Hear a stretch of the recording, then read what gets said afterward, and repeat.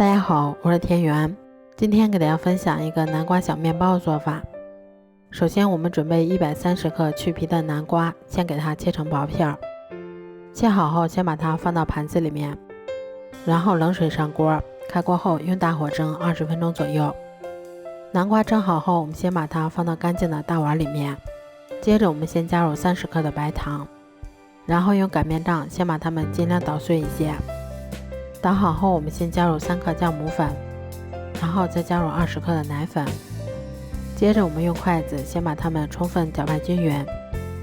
搅匀后，我们再少量多次的加入大约200克的普通面粉，然后用筷子先把它们搅拌成这种面絮状。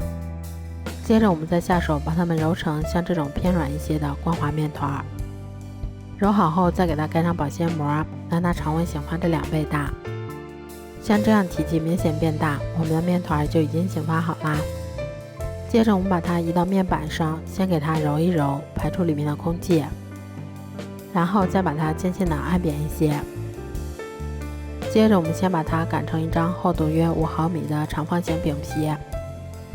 擀好后，我们先把它切成宽度约1厘米的长条，然后我们再把它切成1厘米左右的小块就可以啦。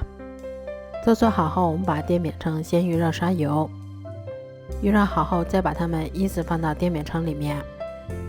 接着我们用小火先给它们焖上3分钟左右，中间我们给它勤翻动一下，确保受热均匀，一直烙至2面金黄后就可以出锅啦。